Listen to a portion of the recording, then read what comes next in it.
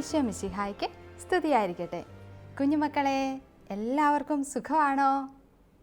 നമ്മളുടെ വേദപാഠ ക്ലാസ്സിൻ്റെ അവസാന പാഠങ്ങളിലേക്കൊക്കെ പ്രവേശിച്ചിരിക്കുകയാണ്. അവസാന പാഠമാണ് നമ്മളിന്ന് പഠിക്കാൻ പോകുന്നത് അല്ലേ?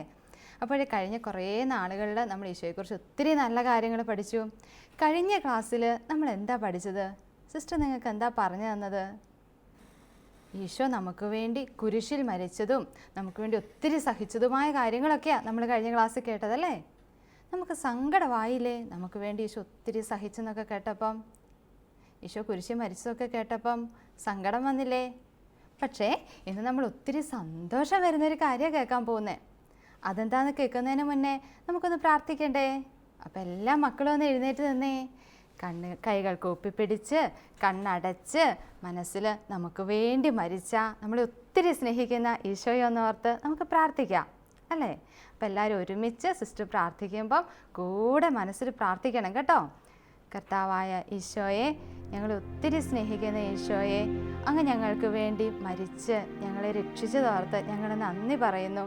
അങ്ങ് ആഗ്രഹിക്കുന്ന പോലെ വിശുദ്ധരായ കുഞ്ഞുങ്ങളായി തീരുവാൻ ഞങ്ങളെല്ലാവരെയും അങ്ങ് അനുഗ്രഹിക്കണമേ. അങ്ങയുടെ കൈകളിൽ ഞങ്ങളുടെ കുഞ്ഞു ജീവിതങ്ങളെ ഞങ്ങൾ ഈ നിമിഷങ്ങളിൽ സമർപ്പിക്കുന്നു. ഞങ്ങളെ എന്നും അങ്ങയുടേതായിട്ട് കാത്തു സൂക്ഷിക്കണമേ. നിത്യം പിതാവും പുത്രനും പരിശുദ്ധാത്മാവുമായ സർവേശ്വര എന്നേക്കും ആമേൻ. എല്ലാ മക്കളും വരുന്നേ. അപ്പം നല്ല സന്തോഷം വരുന്ന കാര്യം കേൾക്കാൻ എല്ലാവരും റെഡി ആയിട്ടിരിക്കുമല്ലേ? സിസ്റ്റർ എന്താ പറയാൻ പോകുന്നതെന്ന് കേൾക്കാൻ മക്കളുടെയൊക്കെ മുഖത്ത് ഇങ്ങനെ വലിയ ആകാംക്ഷ നിറഞ്ഞു നിൽക്കുന്ന സിസ്റ്ററിനെ കാണാം കേട്ടോ. അപ്പം നമ്മളിന്ന് സന്തോഷമുള്ളൊരു കാര്യം കേൾക്കാൻ പോവാണ്. എന്നാലും നമുക്കൊന്ന് ഒരു കുഞ്ഞു കാര്യം പറഞ്ഞങ്ങ് തുടങ്ങാം അല്ലേ?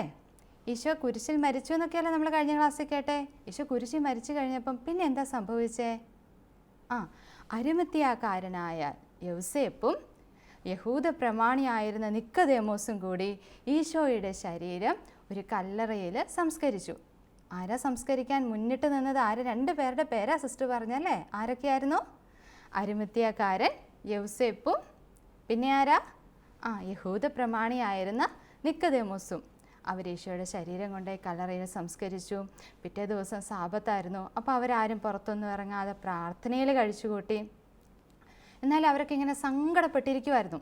ഈ സമയത്ത് ഈശോയുടെ മൃതദേഹമൊക്കെ സംസ്കരിച്ച് കഴിഞ്ഞപ്പം ഈശോയെ കുരിശ് തറച്ചവർക്കൊരു പെട്ടെന്നൊരു പേടി വന്നു. എന്നാണെന്നറിയാവോ? അവർ വിചാരിച്ചു ഈശോയുടെ ശിഷ്യന്മാർ വന്ന് ഈശോയുടെ ശരീരമൊക്കെ മോഷ്ടിച്ചുകൊണ്ട് പോയാലോ, കല്ലറയിൽ നിന്ന് എടുത്തുകൊണ്ട് പോയാലോ. അതുകൊണ്ട് അവരെന്താ ചെയ്തെന്നറിയോ? അവർ ഈശോയുടെ കല്ലറയുടെ ചുറ്റും പടയാളികളെയൊക്കെ ഇങ്ങനെ കാവൽ നിർത്തി. ഈശോയുടെ ശരീരം ആരും എടുത്തുകൊണ്ട് പോകരുതെന്നൊക്കെ മനസ്സിലോർത്ത് പടയാളികളെയൊക്കെ കാവൽ നിർത്തി. ഇങ്ങനെ അവർ ഈശോയുടെ കല്ലറയ്ക്ക് കാവൽ നിൽക്കുകയാണ്. അങ്ങനെ ഈശോ മരിച്ചു കഴിഞ്ഞിട്ട് 3-ാമത്തെ ദിവസം ഞായറാഴ്ച രാവിലെ ഈശോയുടെ കൂടെ കുറേ ഭക്ത സ്ത്രീകളൊക്കെ ഇല്ലായിരുന്നോ? മഗ്ദലേന മറിയവും പിന്നെ യൗസേപ്പിൻ്റെ അമ്മയായ മറിയവും ഒക്കെ അങ്ങനെ കുറേ ഈശോയുടെ കൂടെ കുറേ ഭക്ത സ്ത്രീകളില്ലായിരുന്നോ? അവരെല്ലാവരും കൂടി രാവിലെ ഈശോയുടെ കല്ലറയെങ്കിൽ പ്രാർത്ഥിക്കാൻ പോയി. അവർ കല്ലറയുടെ അടുക്കലെത്തുമ്പോഴുണ്ട് ഈശോയുടെ കല്ലറ വലിയ കല്ലൊക്കെ ഉരുട്ടി വെച്ച് അടച്ചു വെച്ചിരുന്ന ഈശോയുടെ കല്ലറയുണ്ട് തുറന്നു കിടക്കുന്നു. അവരാകെ പേടിച്ചുപോയി. ഈശോയുടെ കല്ലറ ഇങ്ങനെ തുറന്നു കിടക്കുന്നു. അവർക്ക് അകത്ത് കയറാനൊക്കെ ഒരു പേടിയൊക്കെ തോന്നി. എന്നാലും എന്നാ സംഭവിച്ചതെന്ന് അറിയണ്ടേ? അവർ ഈശോയുടെ കല്ലറയുടെ അകത്തേക്ക് പയ്യെ കയറി ഇങ്ങനെ നോക്കുമ്പോൾ ഉണ്ട് ഈ കല്ലറയിൽ ഈശോയുടെ ശരീരം വെച്ചിരുന്നിടത്ത് 2 ദൈവദൂതന്മാരിയ്ക്കുന്നു. ആരായിരിക്കുന്നേ? 2 ദൈവദൂതന്മാരിയ്ക്കുന്നു. അവർ ഈ സ്ത്രീകളോട് പറഞ്ഞു, നിങ്ങൾ ആരെ അന്വേഷിക്കുന്നേ? മരിച്ച ഈശോയെ അല്ലേ നിങ്ങൾ അന്വേഷിക്കുന്നേ? പക്ഷെ അവൻ ഇവിടെ ഇല്ല, അവൻ ഉയർത്തെഴുന്നേറ്റു. എന്താ മാലാഖമാർ പറഞ്ഞേ? ഈശോ ഉയർത്തെഴുന്നേറ്റു. ഇപ്പം മക്കൾക്ക് സന്തോഷമായില്ലേ? ഇതാ സിസ്റ്റർ നിങ്ങളോട് പറയാൻ പോകുന്ന വലിയ സന്തോഷത്തിൻ്റെ കാര്യം ഇതായിരുന്നു. ഈശോ മരിച്ചു, അടക്കപ്പെട്ടു. പക്ഷേ ഈശോ എന്തുകൂടെ ചെയ്തു? ഉയർത്തെഴുന്നേറ്റു. അപ്പോൾ ഇപ്പം ഈശോയ്ക്ക് ജീവനില്ലേ? ഇപ്പം ഈശോ മരിച്ചാണ് ഇരിക്കുന്നത്? അല്ലല്ലേ. നമ്മളോടുള്ള സ്നേഹത്താൽ ഈശോ മരണത്തെ തോൽപ്പിച്ച് ഉയർത്തെഴുന്നേറ്റു. അപ്പം മക്കൾക്ക് സന്തോഷമായില്ലേ? സന്തോഷമായ മക്കളൊക്കെ ഒന്ന് കൈ പൊക്കി ഒരു ഹല്ലേലൂയ പറഞ്ഞ ഈശോയ്ക്ക്. എല്ലാവർക്കും സന്തോഷമായല്ലോ. അപ്പം നമ്മൾ ഒരു കുഞ്ഞു വീഡിയോ ഇപ്പോൾ കാണാൻ പോവാണ്. ഈശോ ശിഷ്യന്മാരുടെ കൂടെ ആയിരുന്ന സമയത്ത് ഈശോ പറഞ്ഞ കാര്യം ഇത്. നിങ്ങളൊന്ന് ശ്രദ്ധിച്ച് കേൾക്കണേ. നാം യെരൂശലേമിലേക്ക് പോകുന്നു. മനുഷ്യപുത്രനെ കുറിച്ച് പ്രവാചകന്മാർ പറഞ്ഞത് നിവൃത്തിയാകണമെന്നാണ്. അവനെ ജാതികൾ കേൾപ്പിച്ചു കൊടുക്കുകയും അവനെ പരിഹസിച്ച് അവനെ അപമാനിച്ച് അവന്റെ മുഖത്ത് തുപ്പുകയും അടിക്കുകയും കൊല്ലുകയും ചെയ്യും. എന്നാൽ 3-ാം ദിവസം അവൻ ഉയർത്തെഴുന്നേൽക്കും. എന്താ ഈശോ ശിഷ്യന്മാരോട് പറഞ്ഞേ? ഞാൻ പീഡ സഹിച്ച് മരിക്കും, കുരിശിൽ തറയ്ക്കപ്പെടും, നിങ്ങളെ എന്നെ അടക്കം ചെയ്യും, പക്ഷേ എത്രാമത്തെ ദിവസം ഞാൻ ഉയർത്തെഴുന്നേൽക്കുമെന്ന് ഈശോ പറഞ്ഞേ? 3-ാമത്തെ ദിവസം ഞാൻ ഉയർത്തെഴുന്നേൽക്കുമെന്ന് ഈശോ പറഞ്ഞല്ലേ?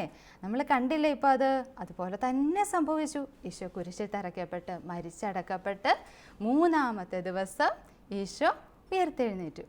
ഈശോയുടെ കല്ലറയിൽ ആരൊക്കെ വന്നെന്ന് പറഞ്ഞാൽ നമ്മൾ നിർത്തിയേ? ഭക്തസ്ത്രീകൾ വന്നെന്ന് പറഞ്ഞാൽ നമ്മൾ നിർത്തിയല്ലേ? ഇനി അത് കഴിഞ്ഞ ശേഷം ഈശോ ഒത്തിരി സ്നേഹിച്ചിരുന്ന മഗ്ദലേനായിലെ മറിയം, മഗ്ദലേനായുടെ മറിയത്തിൻ്റെ ജീവിതത്തിൽ വലിയൊരു അത്ഭുതം സംഭവിച്ചു. നമുക്കതൊന്ന് കാണണ്ടേ? വീഡിയോ ശ്രദ്ധിച്ച് കാണണം കേട്ടോ. യേശു ക്രൂശിൽ മരിച്ച ശേഷമുള്ള ഞായറാഴ്ച ദിവസം യേശുവിൻ്റെ ശിഷ്യന്മാർ അത്ര സന്തോഷത്തിലായിരുന്നില്ല. യേശുവിൻ്റെ മറ്റു സ്നേഹിതരും ദുഃഖിതരായിരുന്നു. കാരണം അവരെ ഏറ്റവും സ്നേഹിച്ചിരുന്ന യേശു മരിച്ചു. യേശുവിൻ്റെ ശിഷ്യഗണത്തിൽ ഒരാളായിരുന്നു മഗ്ദലക്കാരി മറിയ. അവൾ അതിദുഃഖത്തോടെ യേശുവിനെ അടക്കം ചെയ്തിരുന്ന പൂന്തോട്ടത്തിലേക്ക് നടന്നു. എന്നാൽ പൂന്തോട്ടത്തിൽ പ്രവേശിച്ചപ്പോൾ അവൾ അമ്പരന്നു പോയി. കല്ലറ തുറന്നിരിക്കുന്നു. കല്ലറയുടെ കവാടത്തിൽ വെച്ചിരുന്ന വലിയ കല്ല് ഉരുട്ടി മാറ്റിയിരിക്കുന്നു. ഹോ, യേശുവിൻ്റെ ശരീരം ആരോ എടുത്തുകൊണ്ടുപോയി. അവൾ ഉറക്കെ നിലവിളിച്ചു. കണ്ണുകൾ നിറഞ്ഞു. കല്ലറയുടെ അകത്തേക്ക് അവൾ നോക്കി. അവിടെ 2 ദൂതന്മാർ ഇരിക്കുന്നത് അവൾ കണ്ടു. നീ എന്തിനാണ് കരയുന്നത്? ദൂതന്മാർ അവളോട് ചോദിച്ചു. എൻ്റെ യേശുവിൻ്റെ ശരീരം ആരോ എടുത്തുകൊണ്ടുപോയി. അവനെ എവിടെ വെച്ചുവെന്ന് എനിക്കറിയില്ല, അവൾ പറഞ്ഞു. പെട്ടെന്ന് അവളുടെ പിന്നിൽ ഒരാൾ വന്നു നിന്നു. ആ വ്യക്തി അവളോട് ചോദിച്ചു, നീ എന്തിനാണ് കരയുന്നത്? ആരെയാണ് തിരയുന്നത്? മറിയയുടെ കണ്ണിൽ നിന്നും കണ്ണുനീർ ഇറ്റിറ്റു വീണു. അതെ, ഞാൻ ഒരാളെ തിരയുകയാണ്. നിങ്ങൾ എൻ്റെ യേശുവിൻ്റെ ശരീരം എടുത്തുവെങ്കിൽ ദയവായി എന്നോട് പറയൂ, എവിടെയാണ് വെച്ചത്? അല്പം കഴിഞ്ഞപ്പോൾ ആ വ്യക്തി അടുത്തു വന്നു. മറിയേ എന്ന് വിളിച്ചു. ആ വിളി കേട്ട മാത്രയിൽ മറിയ അദ്ദേഹത്തെ സൂക്ഷിച്ചു നോക്കി. അവൾക്ക് മനസ്സിലായി, അത് മറ്റാരുമല്ല, യേശു. എന്താ നമ്മൾ കണ്ടേ? ഉയർത്തെഴുന്നേറ്റ ഈശോ മഗ്ദലേന മറിയത്തിന് പ്രത്യക്ഷപ്പെട്ട രംഗമാണ് നമ്മൾ കണ്ടതല്ലേ? ആർക്കാണ് ഈശോ ആദ്യം ഉയർത്തെഴുന്നേറ്റ ശേഷം പ്രത്യക്ഷപ്പെട്ടതെന്നറിയോ? മഗ്ദലേന മറിയത്തിന് പ്രത്യക്ഷപ്പെട്ടെ.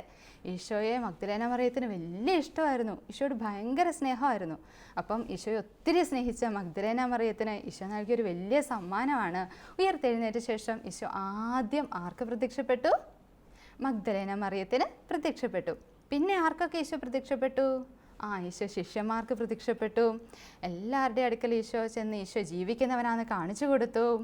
തോമാസ് ലിഹായെ ഈശോ പ്രത്യേക സ്നേഹത്തോടെ അടുത്ത് വിളിച്ചു പറഞ്ഞു, ഇങ്ങോട്ടേക്ക് വാ തോമസേ, നീ എൻ്റെ മുറിവുകൾ കാണ്, എൻ്റെ തിരുവിലാവിൽ നിൻ്റെ കൈവെക്കെന്നൊക്കെ പറഞ്ഞ് പ്രത്യേകം സ്നേഹിച്ച് വിളിച്ചു. അങ്ങനെ ഈശോ ശിഷ്യന്മാരുടെ കൂടെയൊക്കെ കുറേ നാൾ 40 ദിവസത്തോളം ഈശോയുടെ സാന്നിധ്യം നൽകി ജീവിച്ചു.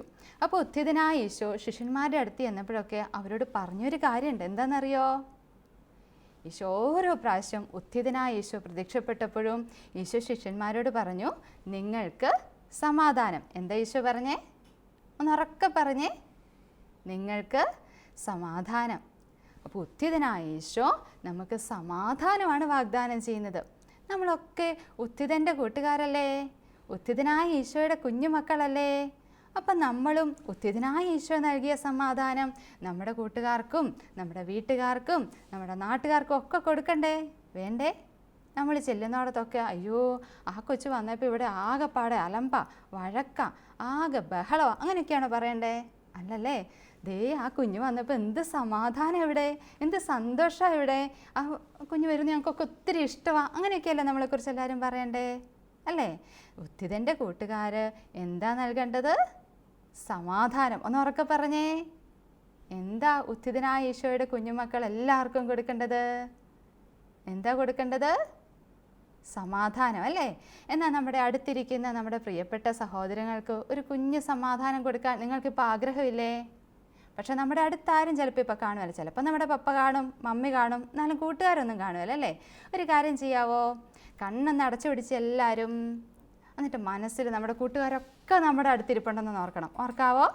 എല്ലാ കൂട്ടുകാരും അടുത്തിരിപ്പുണ്ടെന്ന് ഓർത്തുകൊണ്ട് എല്ലാ കൂട്ടുകാരെയും മനസ്സിൽ കണ്ട് ഒന്ന് ഉറക്കെ പറഞ്ഞേ, ഈശോയുടെ സമാധാനം എല്ലാവർക്കും ഞാൻ തരുന്നു. ഒന്ന് പറഞ്ഞേ, ഈശോയുടെ സമാധാനം എല്ലാവർക്കും കൊടുത്തോ? എല്ലാവർക്കും ഈശോയുടെ സമാധാനം കൊടുത്തോ? ഈശോയുടെ സമാധാനം കൊടുത്തെങ്കിൽ ഒന്നുകൂടെ കണ്ണു തുറന്നേ. അപ്പോൾ നമ്മളിന്ന് എന്തൊക്കെ കാര്യങ്ങളാണ് പഠിച്ചേ? ഈശോ നമുക്ക് വേണ്ടി കുരിശിൽ മരിച്ച് അടക്കപ്പെട്ട് എത്രാം ദിവസം ഉത്ഥാനം ചെയ്തു? 3-ാം ദിവസം ഉത്ഥാനം ചെയ്തല്ലേ? ഈശോ ഉത്ഥാനം ചെയ്ത ആ ദിവസം നമ്മൾ വലിയ തിരുനാളായിട്ടാണ് ആഘോഷിക്കുന്നത്. ആ തിരുനാൾ ഏതാന്ന് ആരാ സിസ്റ്ററിന് പറഞ്ഞു തരുന്നേ? ഈശോയെ എല്ലാ മക്കളും കൈപൊക്കിയല്ലോ, നിനക്കറിയാവോ ഏതാ? ഈസ്റ്റർ അല്ലേ? ഉത്ഥാന തിരുനാൾ. നമ്മൾ രാത്രിയിൽ എഴുന്നേറ്റ് 3 മണി നേരമൊക്കെ ആകുമ്പോൾ പള്ളിയിലൊക്കെ പോകുന്ന ഓർക്കുണ്ടോ? അപ്പം ഈസ്റ്റർ ഈശോ ഉത്ഥാനം ചെയ്തതിൻ്റെ ഓർമ്മയാചരണമാണ്. അതുകൊണ്ടാണ് നമ്മൾ എല്ലാ ഞായറാഴ്ചയും വിശുദ്ധ ദിവസമായിട്ട് ആചരിക്കുന്നതും. ഈശോ ഉത്ഥാനം ചെയ്തത് ഏത് ദിവസമാണ്? ഞായറാഴ്ചയാണല്ലേ? ഇനി ഈശോ ഉത്ഥാനം ചെയ്ത് ആദ്യം ആർക്ക് പ്രത്യക്ഷപ്പെട്ടെന്നാ സിസ്റ്റർ പറഞ്ഞേ? മഗ്ദലേന മറിയത്തിനല്ലേ? ഈശോ ഒത്തിരി സ്നേഹിച്ച മഗ്ദലേന മറിയത്തിന്. പിന്നെ ശിഷ്യന്മാർക്കും ഈശോ പ്രത്യക്ഷപ്പെട്ടു. പിന്നെ ഈശോ ശിഷ്യന്മാർക്ക് പ്രത്യക്ഷപ്പെട്ട് എന്താ പറഞ്ഞേ? നിങ്ങൾക്ക് സമാധാനം. ഈ വചനം മക്കളൊന്ന് പഠിച്ചു വെക്കുമോ? ഏതാ ഈ വചനം? നിങ്ങൾക്ക് സമാധാനം. യോഹന്നാൻ്റെ സുവിശേഷം 20-ാം അധ്യായം 19-ാം വചനം. ഒന്ന് ഉറക്കെ പറഞ്ഞേ, നിങ്ങൾക്ക് സമാധാനം. അപ്പോൾ നമ്മൾ ഈശോയുടെ ഉത്ഥിതനായ ഈശോയുടെ കുഞ്ഞു കൂട്ടുകാരാണ്. നമ്മളതുകൊണ്ട് ഈശോ ഉയർത്തെഴുന്നേറ്റ ഞായറാഴ്ച ദിവസങ്ങൾ ഇനി പരിശുദ്ധമായിട്ട് ആചരിക്കുകയല്ലേ? ഇല്ലേ? അതുപോലെ തന്നെ നമ്മൾ ചെല്ലുന്നിടങ്ങളിലൊക്കെ സമാധാനം കൊടുക്കുന്ന നല്ല കുഞ്ഞുങ്ങളായിട്ട് നമ്മൾ ജീവിക്കുകയല്ലേ? ഉത്ഥാനം ചെയ്ത ഈശോയെ നമ്മുടെ ജീവിതത്തിൽ നമ്മുടെ സ്വന്തം കർത്താവായിട്ട് ദൈവമായിട്ട് സ്വീകരിക്കുകയല്ലേ? ഇല്ലേ? അപ്പോൾ എല്ലാ മക്കളും ഒരു നിമിഷം കണ്ണുകളൊന്നുകൂടെ അടച്ചു പിടിച്ചേ. കണ്ണുകൾ അടച്ചു പിടിച്ച് കരങ്ങളൊന്ന് നിങ്ങൾ തുറന്നു പിടിച്ചേ. അപ്പം നമ്മൾ ഈ നിമിഷങ്ങൾ ഒരിക്കൽ കൂടി ഉത്ഥിതനായ ഈശോയെ ഈ പാട്ടിനോട് ചേർന്ന് ആരാധിച്ച് മഹത്വപ്പെടുത്തുക. നമ്മൾ കുർബാനയ്ക്കൊക്കെ പാടുന്നൊരു പാട്ടാണ്. കുർബാനയ്ക്കൊക്കെ ഭക്തിയോടെ പങ്കെടുക്കുമ്പം സർവാധിപനാം കർത്താവേ എന്ന് പറഞ്ഞ് നമ്മൾ പാടി പ്രാർത്ഥിക്കാറില്ലേ? അപ്പം നമ്മൾ പ്രാർത്ഥിച്ച് ഈശോയെ ആരാധിക്കാൻ പോവുക. കൈകൾ തുറന്ന് പിടിച്ച് കണ്ണടച്ച് പിടിച്ച് ഈ നിമിഷങ്ങൾ ഈ പാട്ടിനോട് ചേർന്ന് ഈശോയെ ആരാധിക്കണം കേട്ടോ. സർവാധിപനാം കർത്താവേ, നിന്നെ വണങ്ങി നമിക്കുന്നു. ഈശോനാഥ വിനയമോടെ നിന്നെ നമിച്ചു പുകഴ്ത്തുന്നു.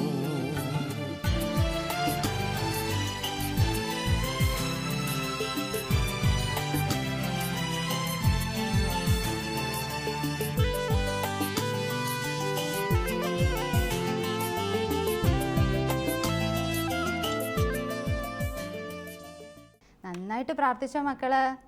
ഈശോയുടെ അനുഗ്രഹവും സമാധാനവും കുഞ്ഞുമക്കളുടെ ജീവിതത്തിൽ എന്നും ഉണ്ടാവണം. നല്ല കുഞ്ഞുങ്ങളായിട്ട് ഈശോയുടെ സമാധാനം പരത്തുന്ന കുഞ്ഞുങ്ങളായിട്ട് നിങ്ങൾ ജീവിക്കണം, ഇല്ലേ? അപ്പോൾ കുറേയും കൂടെ സന്തോഷമുള്ളൊരു കാര്യം സിസ്റ്റർ അടുത്ത ക്ലാസ്സിൽ നിങ്ങൾക്ക് പറഞ്ഞു തരും. ആ ക്ലാസ്സിലേക്ക് നിങ്ങളെല്ലാവരും റെഡി ആയിട്ടിരിക്കുമല്ലേ? അപ്പം നമുക്ക് അടുത്ത ദിവസം നല്ല കുഞ്ഞുങ്ങളായിട്ട് എല്ലാവരും കടന്നു വരണം. ഒരു കുഞ്ഞു കാര്യം സിസ്റ്റർ ചെയ്യാൻ പറയാം. നമ്മുടെ അവസാനത്തെ പേജിൽ, പാഠപുസ്തകത്തിൻ്റെ ഏറ്റവും ലാസ്റ്റത്തെ പേജിൽ ഈ ഒരു കാര്യം നമുക്ക് എഴുതാനുണ്ട്, ആവർത്തിച്ച് എഴുതാനുണ്ട്. സമാധാനം നിങ്ങളോടുകൂടെ. ഈശോ നമുക്കെല്ലാവർക്കും സമാധാനം ഉണ്ടാവാനല്ലേ ആഗ്രഹിച്ചേ? നമ്മളും എല്ലാവർക്കും സമാധാനം കൊടുക്കണ്ടേ? അപ്പോൾ അത് മക്കൾ ആവർത്തിച്ച് എഴുതി പൂർത്തിയാക്കി അടുത്ത ക്ലാസ്സിൽ കൊണ്ടുവരുമോ? ഓക്കെ. അപ്പോൾ എല്ലാ മക്കളെയും ഈശോ അനുഗ്രഹിക്കട്ടെ. നമുക്ക് ഈശോയുടെ കരങ്ങളിൽ നമ്മുടെ ജീവിതത്തെ സമർപ്പിക്കാം. ഈശോ മിശിഹായ്ക്ക് സ്തുതിയായിരിക്കട്ടെ.